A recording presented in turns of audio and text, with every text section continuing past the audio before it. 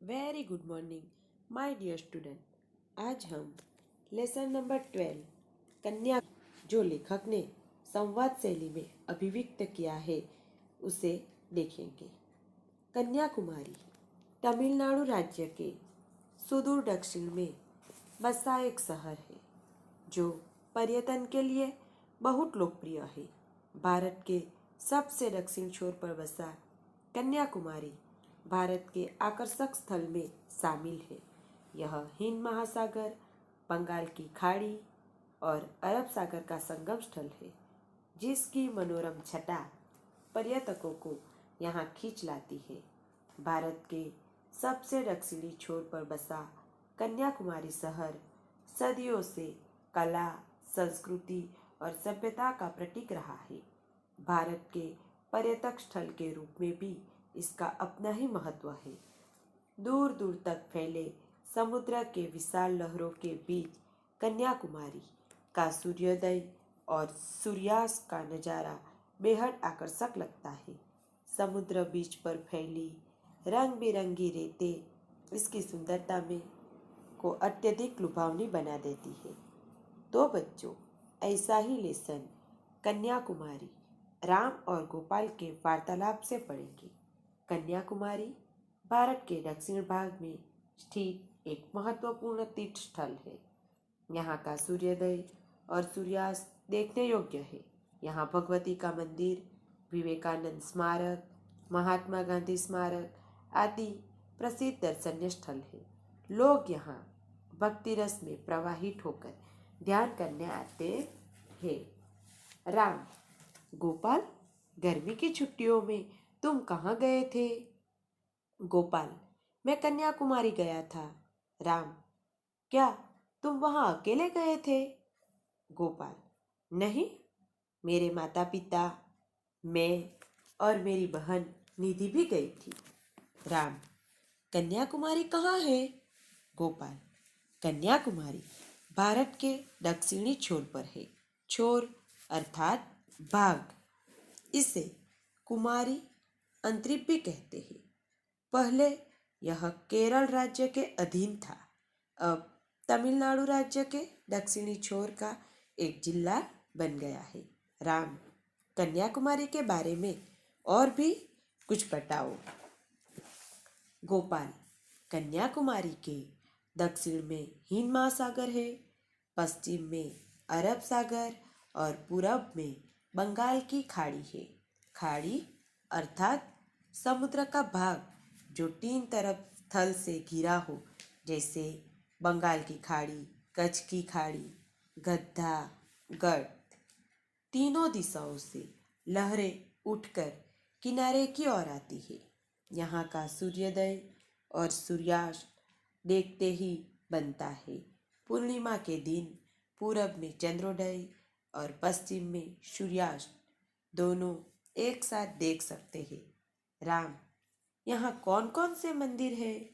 गोपाल, दक्षिण भारत अपने मंदिरों के लिए प्रसिद्ध है। यहाँ स्थित कन्याकुमारी अम्मन मंदिर, थानुमलायन मंदिर, नागराज मंदिर आदि प्रमुख मंदिर है। राम, मैंने कुमारी भगवती के मंदिर की चर्चा सुनी है, उसके बारे में बता सकते हो? गोपाल, हाँ हाँ, क्यों नहीं। समुद्र तट पर बना भगवती देवी का मंदिर अति प्रसिद्ध है। यहाँ की देवी गहनों से अलंकृत है। उनकी नाक में बहुमूल्य हीरा जड़ा हुआ नकफूल है। अर्थात नकफूल अर्थात नाक में पहना जाने वाला एक गहना। उस हीरे की किरणें आंखों को चक्काचौंध कर देती है। चक्काचौंध अर्थात दृष्टि का स्थिर न रह सकना। राम, सुना है कि इस देवी का दर्शन कर लोग अपूर्व आनंद एवं शांति पाते हैं। गोपाल, इसका कारण यह है कि बकासुर नामक राक्षस का वध करने पराशक्ति कन्या के रूप में कन्याकुमारी आई थी। यहाँ आकर वह तपस्या में लीन हो गई। इसी समय भगवान शिव देवी से विवाह करने आने वाले थे। विवाह का शुभ मुहूर्त सूर्योदय के पूर्व का था। विवाह हो जाता तो बकासुर का वध नहीं हो पाता। अतः नारद मुनि ने मुर्गे के रूप में आकर बांध दी। शिवजी ने सोचा कि सवेरा हो गया है और वे लौट गए। अंत में देवी ने बकासुर से लड़कर उसका वध किया। लोग कहते हैं कि विवाह के लिए जमा की गई वस्तुएं रंग बिरंगी बालू बनकर छिटर गई। रंग बिरंगी बालू अर्थात रेत, बहुत महीन मिट्टी। राम, क्या यही कारण है कि कन्याकुमारी में बालू रंग बिरंगी है? गोपाल, लोगों का ऐसा ही मानना है। राम, इसके अलावा कन्याकुमारी में और क्या क्या है? गोपाल, यहाँ विवेकानंद जी की मूर्ति है। कहते हैं कि विवेकानंद जी समुद्र में तैरकर श्रीपाद चट्टान पहुँचे। चट्टान अर्थात पत्थर का अत्यधिक विशाल खंड, वस्तु का बहुत बड़ा ठोस टुकड़ा, और वहीं ध्यान में डूब गए। वहीं उन्हें आत्मज्ञान प्राप्त हुआ।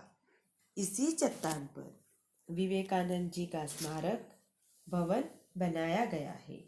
इसके नीचे बने ध्यानागर में रोज ध्यान और भजन होते हैं। राम, तब तो यह भक्ति स्थल है। गोपाल, हाँ, यहीं पर राष्ट्रपिता महात्मा गांधी जी की चिता भस्म को भी विसर्जित किया गया था। उसके स्मारक के रूप में गांधी मंडप भी बनाया गया है। राम, इन सब के दर्शन करने से लोगों के मन में भक्ति का भाव उमड़ने लगता होगा, है ना? गोपाल, हाँ, तभी तो यह भारत के प्रमुख पर्यटन केंद्र एवं भक्ति स्थल के रूप में जाना जाता है। इस लेसन का मूल भाव यही है कि तीर्थ स्थलों पर जाने से मन को शांति एवं सुकून मिलता है। कन्याकुमारी दक्षिण भारत का एक विशेष तीर्थ स्थल है। यहाँ स्वामी विवेकानंद जी ने मन की शांति के लिए तपस्या की थी। जिस जगह पर वह बैठे थे, वहाँ जाकर जो कुछ पल बैठता है वह शांति एवं आराम महसूस करता है। Thank you.